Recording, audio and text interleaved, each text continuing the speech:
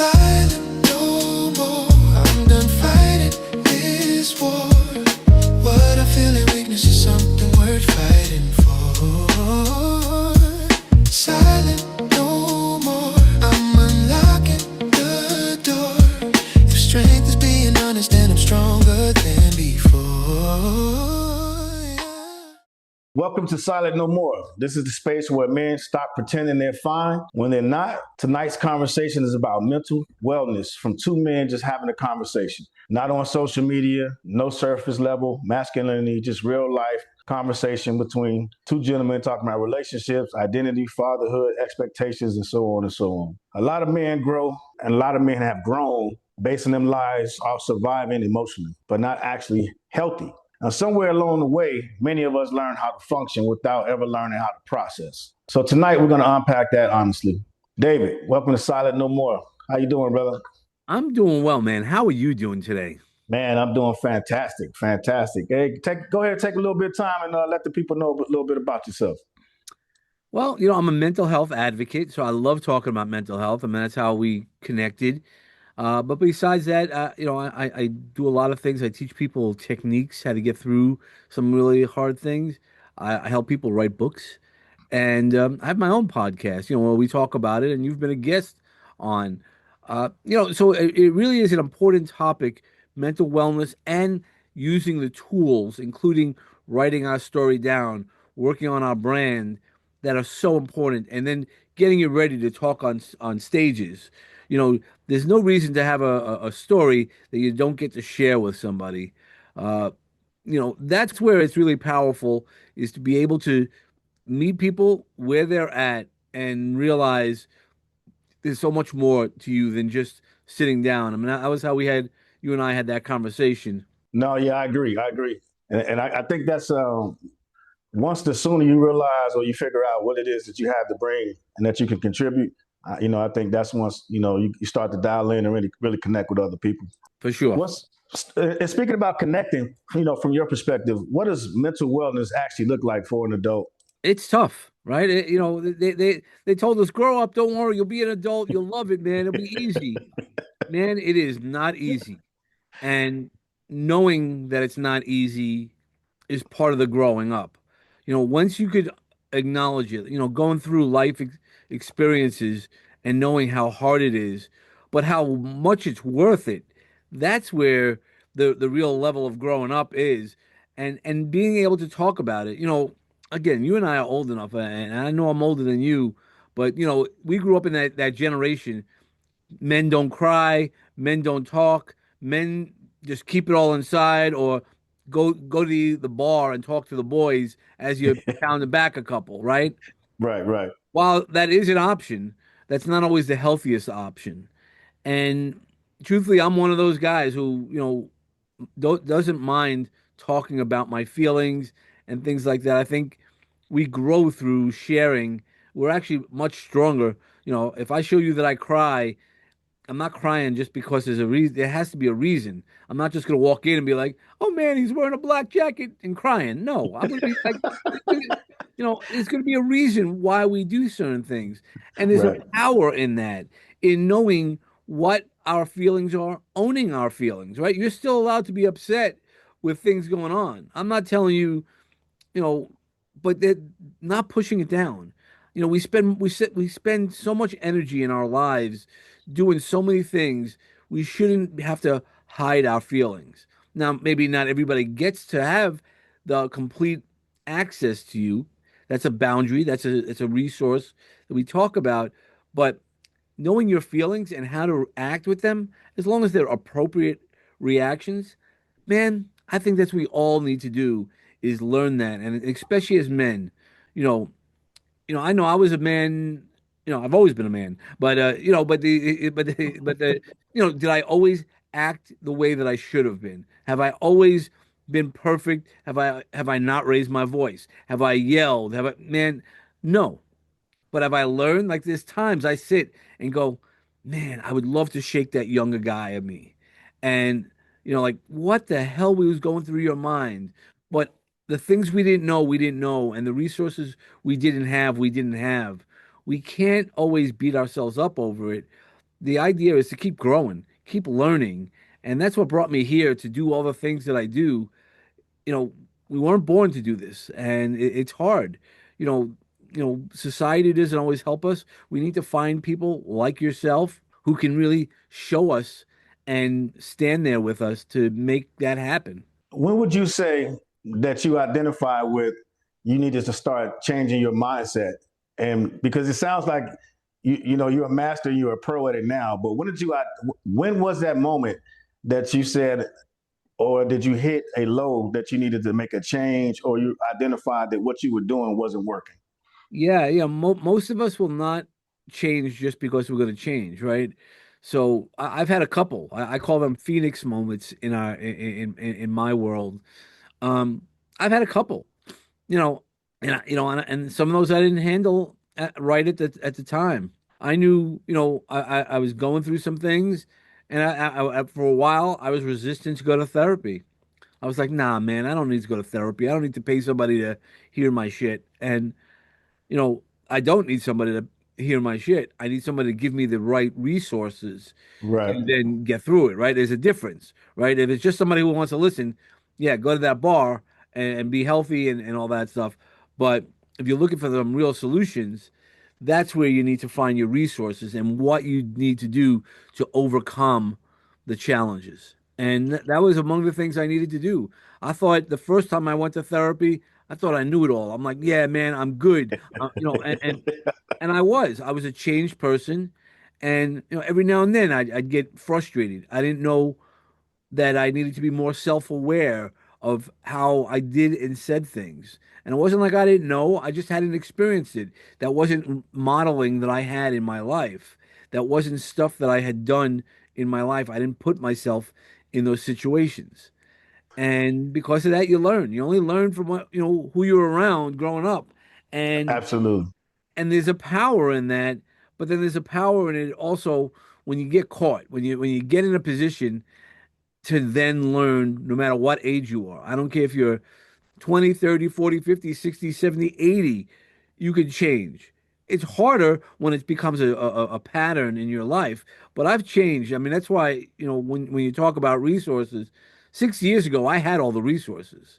But 6 years ago, I attempted suicide. I wasn't using my resources. I was like, nah, man, I know it all. That's not going to change. The change begins with us.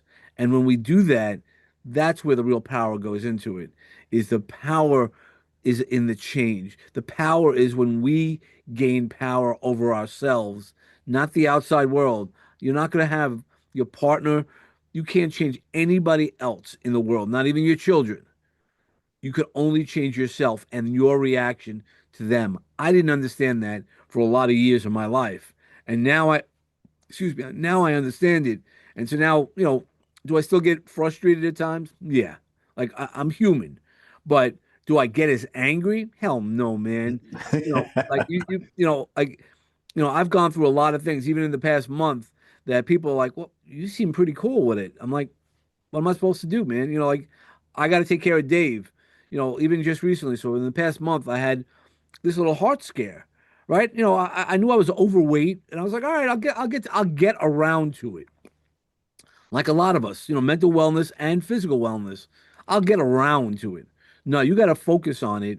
And in the past month, I've lost 9 pounds. So, like when the doctors were talking to me about my heart, I had a blockage. I actually have two blockages. The doctor was like, you got to change your diet. I'm like, yeah, done. And they're like, no, no, no, listen to me. I go, no, no, done. I go, you don't understand me. You don't understand. It's done. I've already changed everything that I need to change. You told me exactly. You get two blockages in your heart. They don't, I got a stent, but, and everybody's like, oh, that's not so serious. I'm like, yeah, it's not open heart surgery, but they were in my heart, right? Right. Right? It's like you don't get minor brain surgery. You don't get minor heart surgery. It Right. might be Right. less risky than it used to be, but Right. I got to tell you, like you're awake for that surgery. I was awake and I'm watching them and I've watched it on YouTube and like those It's a medical traumatic shows. experience. Yeah, you're looking at it and you're like, oh man, I've seen that. That's cool. That's cool. I've seen that already. That's a little boring. And then all of a sudden you feel a little pressure and you're like, Okay. Anxiety. Oh Yeah. yeah. Okay. Oh shit. That's my heart. All of this is easy to say when it's your heart. Hey Jamal, man, I really feel sorry for you. You went through Right. it. But when you go through any situation, guess Right. what? That's right. It's much worse, right? Right. I know some of your story.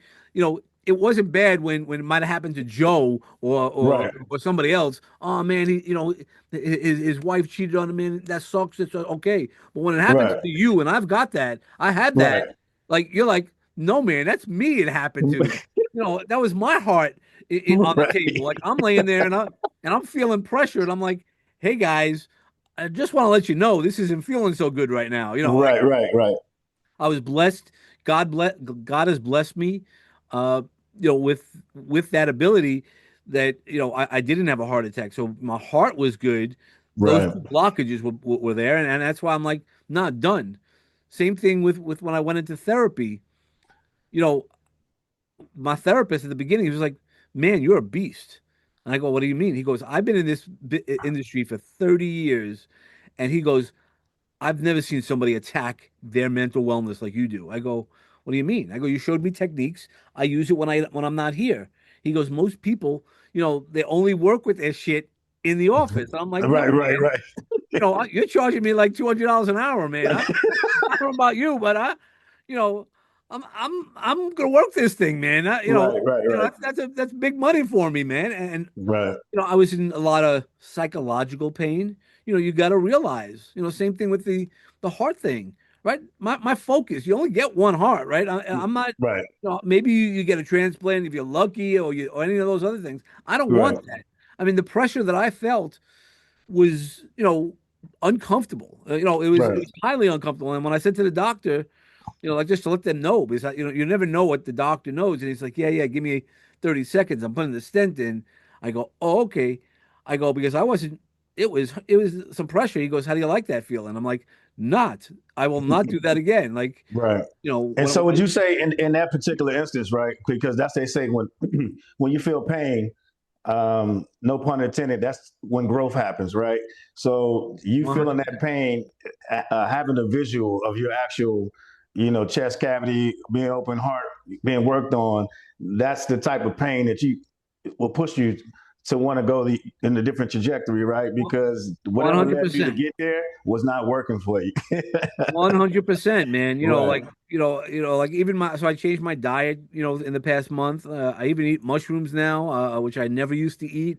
Right. I get these nice portobello mushrooms that I Right. kind of make it up a little bit good. Yeah. But I was like, man, I never ate mushroom. Like I would cook it on my grill, but I'd never eat it for Right. myself. But now that's what I'm doing. Let me ask you a question. So, why do you think um, men confuse emotional suppression with strength? That's what we've been told, right? We're not supposed to show it, right? Growing up, we're our age, and that's how what we teach, our kids. You know, Again, you playing ball, right? You've played ball. You get hurt. Come on, walk it off. No, Rub but it I off. got you. Let me just because Okay, we're sorry. and the reason why I'm cutting you off, right? Because in the era where we pick and choose with so many things the way they have always been done, or we were told to do things, I people are kind of picking and choosing what they want to hold on to now. So it kind of feels like, Okay, I yeah, got what kind you're of go saying. from that, take it from Yeah, that yeah, yeah. perspective. So I really think it's people. It's hard, right? So like here, I played softball. Right. And so if the guys get upset, you get on a team. You get on a team, people don't like each other, Right. or you don't like the other team. And I'm always like trying to make peace. And then I would be talking to them about some things, trying to teach them, right? Kind of these are my brothers. And Right. then they're like, come on, Mary, sit down, have your drink, sit down. So we still have a lot of that mentality in there. Mm-hmm. While there are more people like you and I who are men who talk about our mental wellness or even just health as a general. I mean, again, how I found out about the heart is through Sam Champion. I knew I was overweight. I knew I'd work out, and I just thought I was okay. I didn't think that there were blockages in my heart.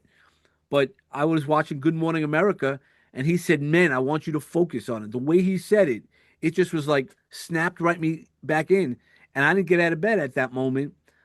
I Googled for a doctor, and I was blessed. That's why I say, God was really watching me And that's how you identified it? That's how you caught it? Yeah, I didn't have a problem. I didn't have chest pains. I didn't have, the normal things. Now I look at it, I might have had some symptoms. I might have got lightheaded a couple of times and things like that. But I would have never thought about it. I was like, all right, man, it doesn't happen regularly, right? Right. Let You me shake it figure, off. yeah. So, but Sam talked about it, and that day I got an appointment at 3 o'clock. Then 2 days later, they had the stress test, which I didn't do well at. Um, I just couldn't breathe. So, like, if you're having problems breathing, sometimes that could be a heart thing. Sometimes I just thought it was, hey man, you're fat. Like I'll be honest. I thought I was fat. Well, not I thought I knew I was fat, but I thought that was just it. All right, so that's what I have to do. Work out. Okay, no problem. I So the didn't messenger, know. the messenger, the messenger matters sometimes. Yep, no, 100%. And that's why you need to talk. You can't, and that's why we need to have these type of conversations, because Right. you never know who's going to hear it. And that's why Exactly. I keep telling the story every time now, because it's now my mission, not only for my mental wellness, but also physical wellness. Really, I was 98%, my two arteries were 98% blocked. You could have gone boo and I could have died. Like I'm making a joke about that, but you don't want to be in that position. And I don't want anybody to be in that position. I want to make sure that my voice is as loud as I can to talk about wellness in all forms. And, I can help people with it. Now, I'm not going to help you work out. That's not my specialty, fitness. I can give you some hints, but I could also point you into the right people. But Right. mental wellness, I've been trained. I had my bachelor's degree in it. I have techniques. So I have things that really take us to that next level to really set us apart from what we're doing. So let me ask you, being successful, both healthy and unhealthy, have you ever looked successful externally, but internally felt disconnected?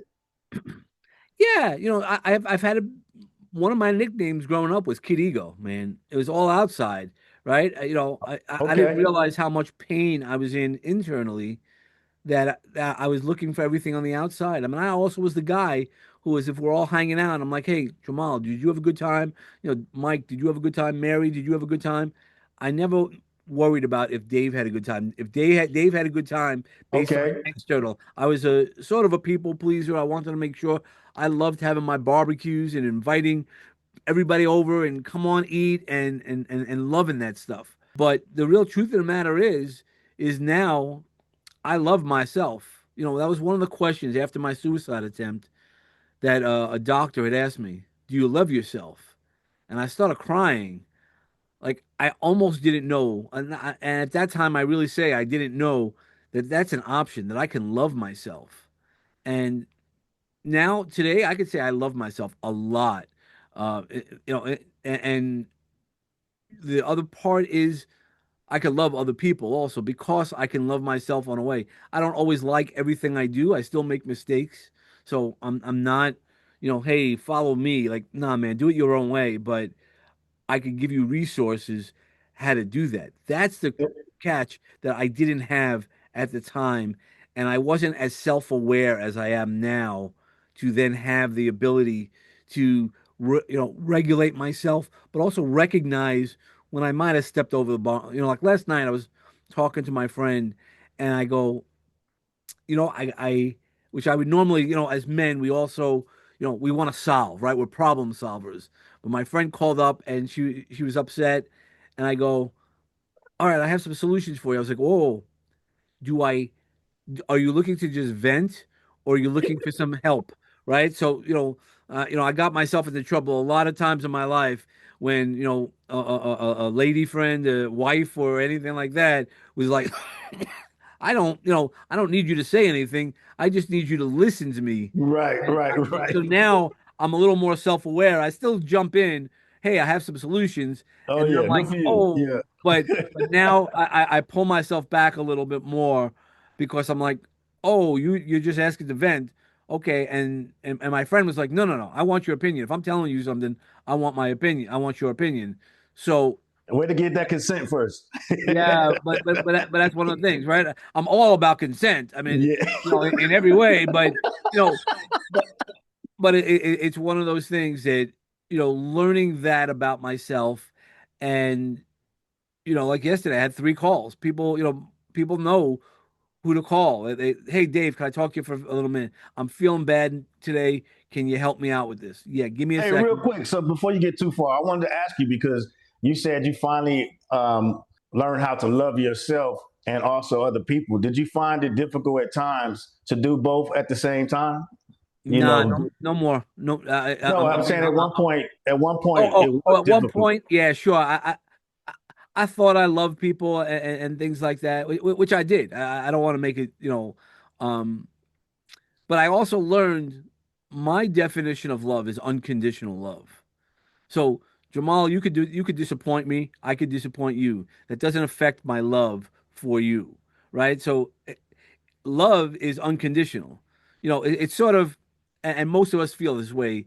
It is like I could make fun of you, and you could make fun of me, but Right, heaven forbid we go into a room, somebody makes fun of you, right? So right, that's that right. unconditional love. Is like, man, that's okay. But unconditional love is like, you have children. Do you love your children? Do you love your children? Yes. Right. You didn't have to think about it. You didn't.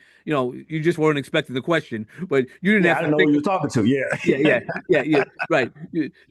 But you didn't have to question that. That's Right. unconditional love. Even when you're with a partner, it's unconditional love. They might not always support you in the way that you want to be supported. That's a communication issue.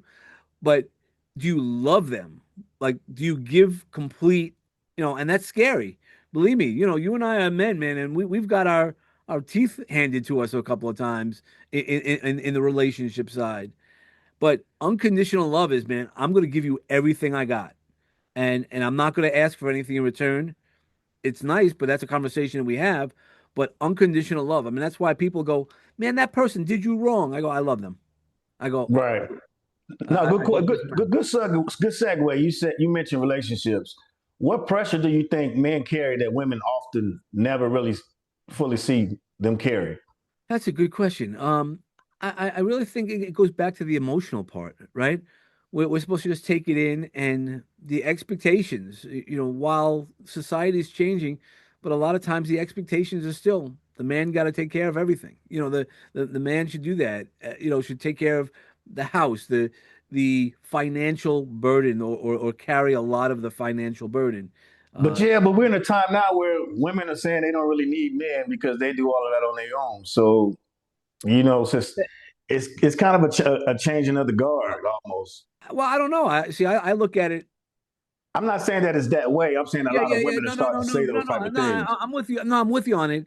Is I think it opens up to a different way. Is that yeah, they don't need us, and I gotta say we don't really need them, right? Yeah, I mean, Yeah. No, no, no, no. But we want them because nobody okay. should be Let's let's alone, let's right? talk about it. Let's talk about it.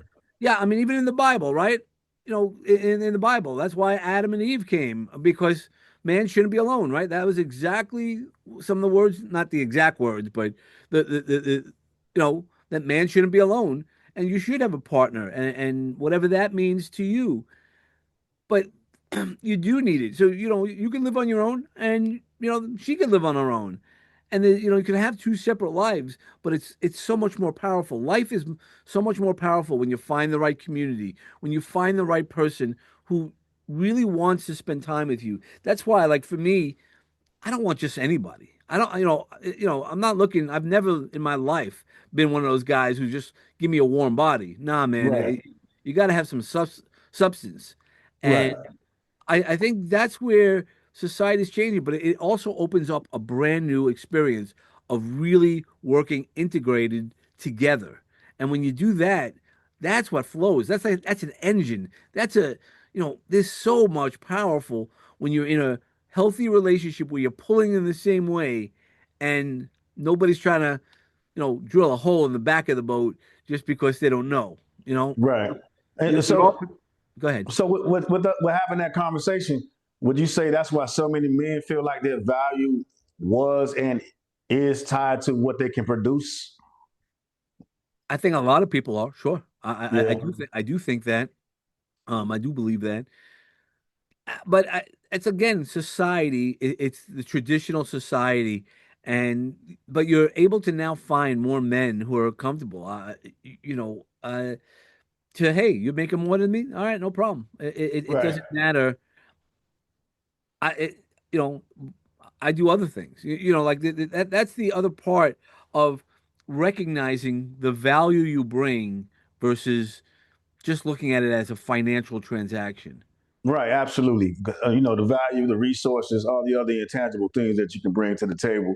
And I think that's where the disconnect is kind of getting, where the disconnect is today with men and women. Because it used to be men used to think that way. Now women tend to generalize and think that way about just the simple financial things. And men have developed over the years and become more well rounded. And I don't think that's appreciated in today's time, you I know. agree. I agree. It's not always, you know, they all want the. I mean, really, you know, I laugh because I have a lot of friends who are women. They all want the soft and emotional connected guy, but then they also look at Brad Pitt and all those things, and you're like, you know, like Denzel Washington, right? They're all like, oh man, you know, they all look fine on TV, but they're all in um, lots of struggles, and I think that's where we have to know, have those conversations is that, you Yeah, know, there's so many people's disconnected worlds. I mean, you can fall in love with a character on TV. You know, nobody's that character all the yeah, time, right? You know what I mean?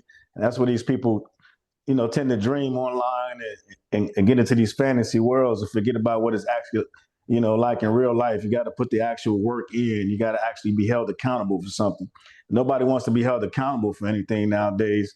Everybody just kind of flees to the internet and swipes and swaps, you know, or shops until the, you know, their attention span goes on to the next thing. So, you know, it goes back to that growth part we were talking about earlier, people experiencing that pain. It seems to be a lot of people are in pain now, but nobody wants to put the work in. Everybody's, you know, rather go on vacation and or go on to the next thing versus working on, you know, themselves. So that's what I, you know, it's kind of crazy nowadays. But I don't know. What do you think? no, I agree. I think some of the work that people do, and you know, just the realization that we're different.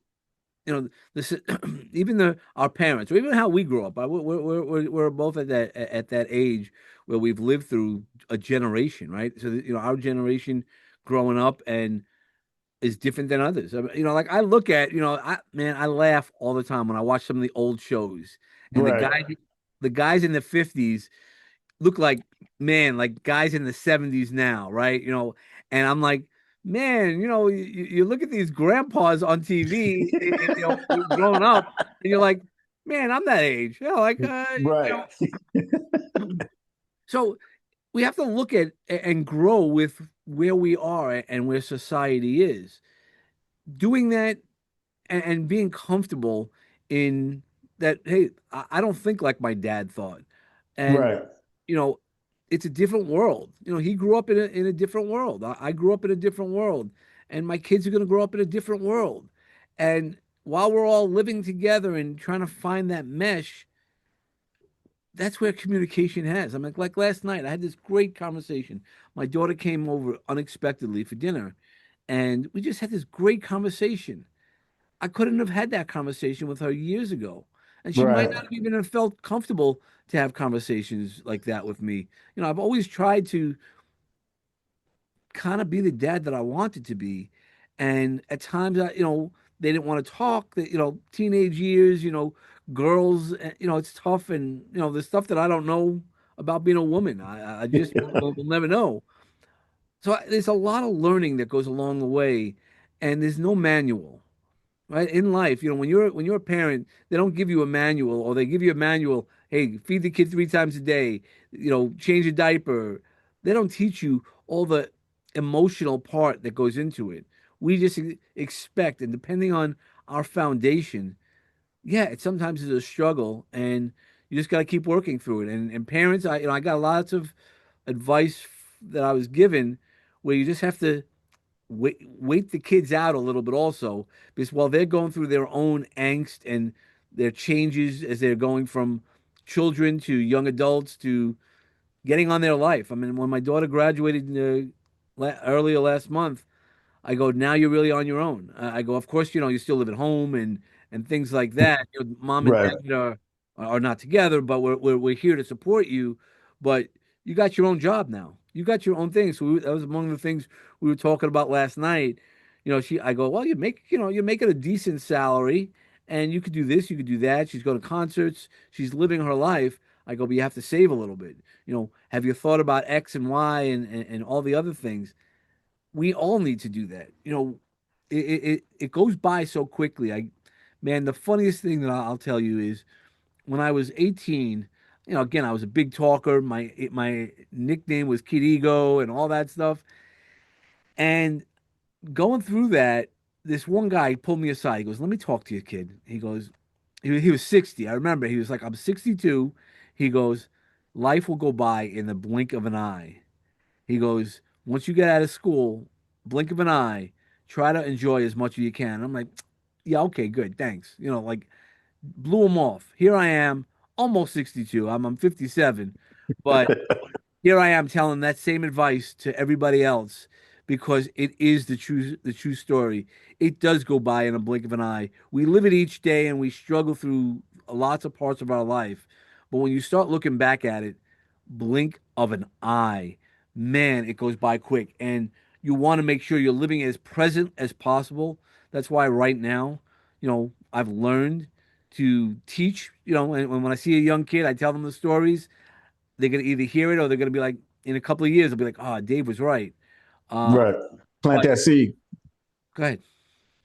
No, I said plant that seed. Oh yeah, yeah. Plant that seed. Yeah, and that's what I really love talking about. Is we need to do that. That's part of the mental wellness that we all need to do. If we can learn these things, I wish I was open to learn these things earlier.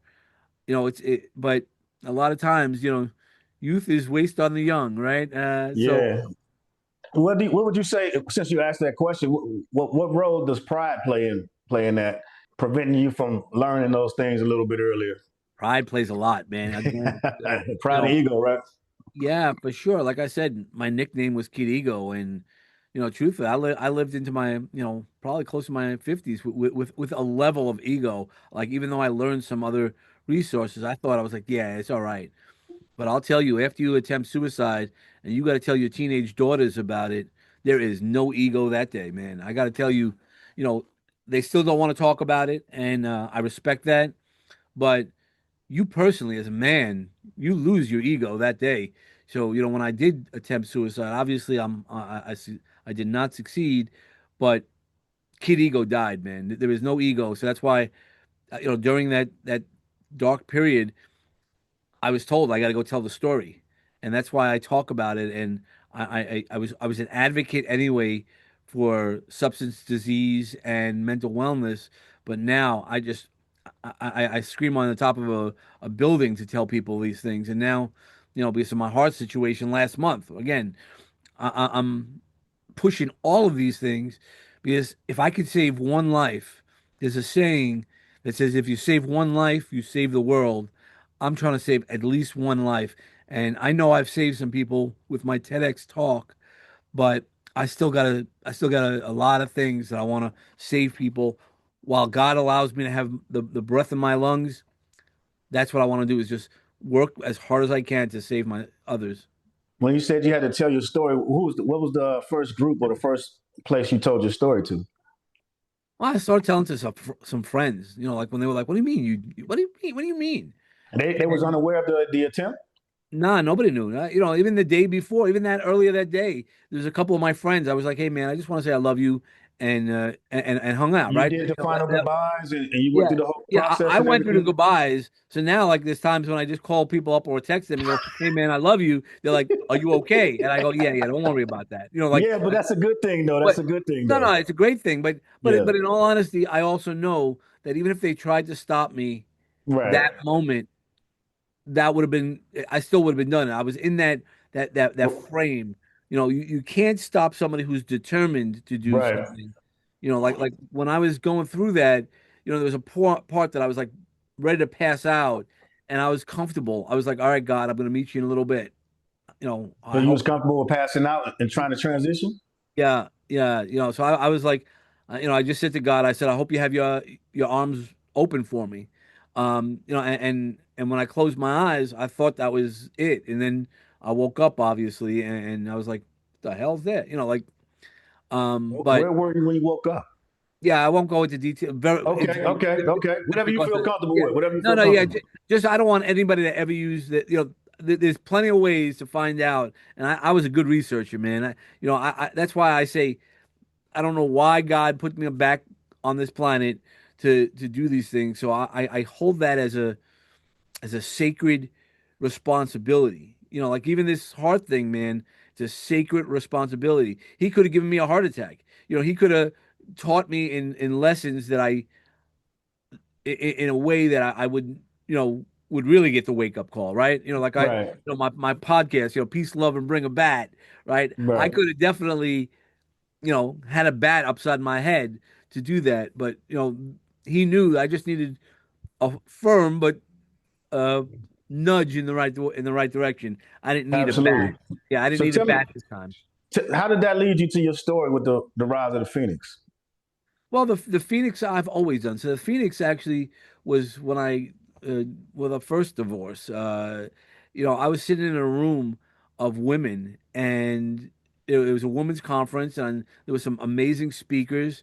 But one of the things I heard was Maya Angelou's poem that said "Still I Rise." And they kept on saying, throughout the poem, it says, "Still I rise," and I was like, all right, all right, all right. And I was like, oh, that's like the Phoenix. So I called that day, May 11th, which was just happened a couple of weeks ago, and I had an online summit about is that rise. And I started learning about the Phoenix. And the craziest thing, we all think it's only Eastern philosophy. It isn't. In every culture, there's a bird, and it might not be called the phoenix, but there's a bird that rises out of the ashes. So it's one of those things. A myth is a myth, but if it's all over, the American Indians didn't check. They didn't do research in Eastern philosophy. Judaism didn't research when they were writing the Bible. The phoenix is listed in the Bible. There's discussions in the Bible about it. So all of these things align. I mean, in Greek culture, so we're talking about years, cultures that were separate from other people, that it all came together. And I started researching that, and I'm like, yeah. And the thing that people don't understand is the phoenix doesn't die, it turns to ashes. So we assume that means death, but it doesn't. What re-sparks it to get it back into a bird is a spark of God. And I'll question you, do you feel that you have a spark of God within you? Absolutely. Yeah, and we all do. Now, we don't have to feel at that moment. That's why you need a therapist in my case. You need something to help you find that spark of God. Because once you do, you're destined for so much more than just being in the ashes. Now, no matter what you are, you can get up. It's harder in a lot of situations. Don't get me wrong. I'm not saying you can get up very easily. You need people. And again, when we were talking about relationships, you need the right relationships. It doesn't have to be a physical relationship. You need the right things. We need the right men around us to help us, give us suggestions that maybe we didn't see. Sometimes, look, I've had people, hey, Dave, I don't know what I'm doing today. I go, you're sleeping on my couch. That's what you're doing today. I go, we'll work it out day by day.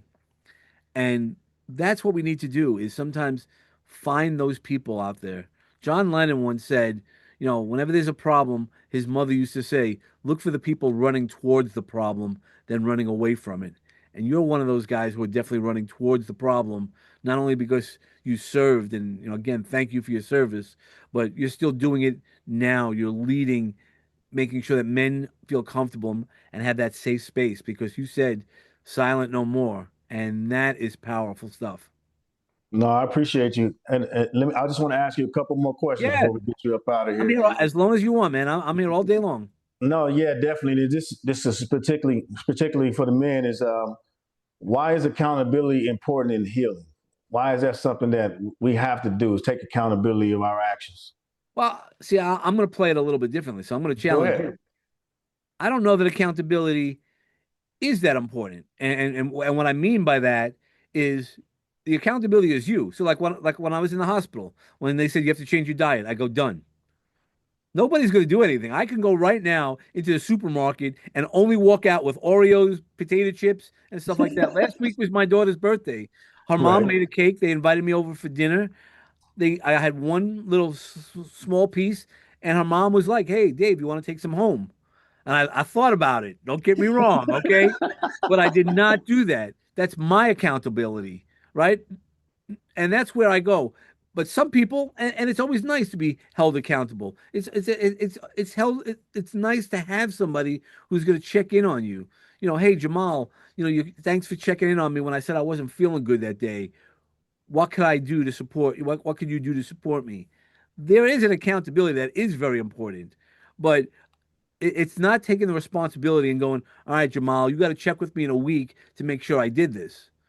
Man, like I was on a lot of coaching programs through my career. They had this health coaching, and the coach was like, all right, I'm going to be your accountability person. All right, great. They would call me a month later and they're like, how'd you do? I'm like, I didn't lose weight. I go, I have no problem telling you this. I mean, I don't know anybody out there. You want to know Justin Danforth. If you don't, he's a man that you got to put on your show. So you meet Justin. Justin is 5 foot nothing, man, but he's a solid rock, all about mental wellness. I love Justin. And so I hired him to be my fitness coach, and it's online. And I go, and everybody's scared of Justin. I'm like, I'm not scared of Justin. Right. And I said, Justin, if I want a piece of cake, I will eat a piece of cake in front of you while we're on a call. I go, it's got to be me. And that's why I'm saying accountability there is important to have somebody. Some people need it. A lot of people need to that constant, hey man, you did a good job. Here's your gold star. I don't need that. It's nice to get an attaboy, but I want to make sure the people who are in my foxhole with me, you know, even if they don't check, they're gonna love me no matter what, right? It again goes that unconditional love, but you know, like again, I have coaches. I have coaches, and my coach goes, "Hey man, when are you gonna start getting out there? You have all your stuff done. There's nothing that's holding you back other than you." Right. But And so in the that process, you have to hold yourself accountable in order to right, start healing. right. So So not yeah, somebody else holding you accountable, but you have to take accountability of your it actions. has to start with you. If you don't Yeah, so care, so the accountability piece has to start with the actual person that needs the sure. healing. So yeah, absolutely. You can't expect somebody else to do it for you or to Yeah. find that external motivation. It has to start internally. So yeah, how do men begin rebuilding mentally and emotionally? We know how to work out, we know how to go on diets, we know how to do those type of things. But as far as for mentally, because Yeah. in preparation, you have to do consistently over and over again. And then as far as for emotionally as well. So how do you begin that journey? First step. It really it's like anything else. It's the first step. You got to be willing to look at any situation that what is your role in that position? What did you do? Again, because I had infidelity in my marriage, I was like, okay, what could I have done differently? I didn't do it, right? I was there. I was the guy who did his job. You know, and but what could I have done differently? Could I have Right. yelled less? Yeah, 100%. And at the end of the day, that's all I thought it was all about yelling. So I was able to kind of see things differently. So you have to look a little bit internally. That's why I always say it has to be from internally, because if it's not important to you, then and why is it important to you? So you got to ask yourself the tough questions. One of the things I use all the time is the monsters in our head are worse than the monsters under the bed, that we were scared as kids. So we could talk ourselves out of anything as men, as humans. It doesn't, not only men. And I would say just find the things that work for you. Find a coach that's going to call you out. Like I call out my clients. I don't do that to beat them up. I'm not here to beat them up. I'm here to be like, all right, look, Dave, you didn't do it. Why didn't you do it? I don't want to. Okay, then if you don't want to, I don't want to. That's okay. But what do you want and how do you want to get there? Right? It's all about getting the right information, finding the right people. I mean, I've helped a lot of people at this point write books, get on stages, and it's because I did it. I knew how to do it. And once you know how to do it, it's almost our responsibility as men to then teach somebody else. That's what mentorship really is to not let anybody behind. That's where the accountability is getting in your friend's face. You don't mind getting in your boy's face and going, "Hey, I don't care. You don't want to do it. I still love you. You want to go out with the girl who's not right for you? Okay, I still love you, but I'm gonna be in your face when you like, man, she does this. Well, that's who you went out with, right? And Right. that's the thing is that's where accountability does work. And doing the work, you have to call people out on it. I don't mind that type of accountability when you call me out. You know, Dave, it's not important to you. All right. I don't know why it's not. I don't know why health isn't important to you, but that was like something that Justin said. He's like, I don't understand it. He goes, again, he is rock solid. You gotta really find him out, man. But he goes, all right, I don't know why it's not important to you, but okay. I go, and he's like, well, I can help you with mindset. I go, no, you couldn't. Like mindset, I'm very strong in mindset. Like even with when I'm eating poorly, it was just, hey, man, I could choose to eat a healthier thing, but man, when you're going through things, if that's my Right, outlet, right. Everybody has their vices. well, and that was only hurting me, right? I Right, wasn't right. drinking, I wasn't hurting anybody.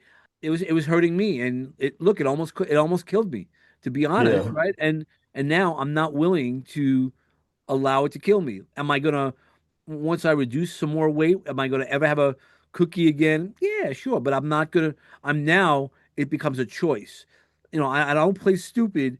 So again, goes back to that accountability. I'm not gonna be like, oh, I didn't know. I knew Big Macs and I knew Oreos all the time. I knew ice cream.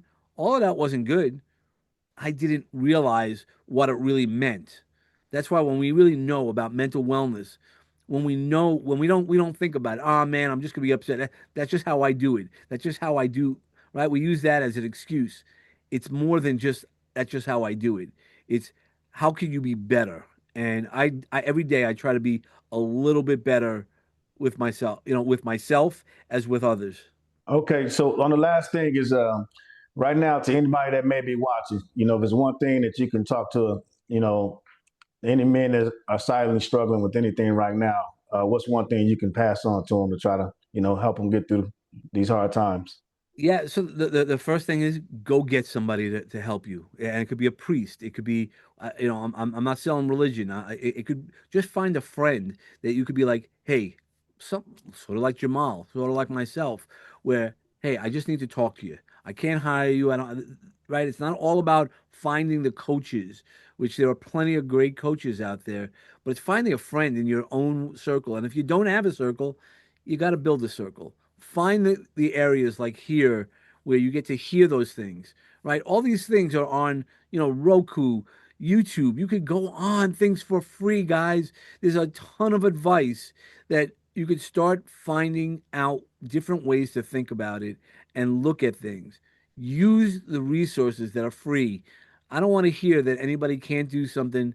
You could, I Googled and you could find a way to do heart surgery on YouTube. Now, I am never going to do heart surgery on YouTube, but the answer is if you can learn heart surgery, you could definitely take care of yourself. There's enough motivation, TED Talks. There's a million ways to be motivated to move yourself forward. That's what we need to do. Talk about it, and we can't be silent no more. Hey, I appreciate you, David, for having this conversation. Man, healing doesn't make you look weak. Awareness doesn't make you look less masculine. And silence isn't strength. A lot of men are carrying pressure, trauma, expectations, grief, fear, disappointment, and emotional exhaustion quietly. Conversations like this remind men that they don't have to carry it alone. This is Silent No More. Silent no more. I'm done fighting this war. What I feel in weakness is something worth fighting for. Silent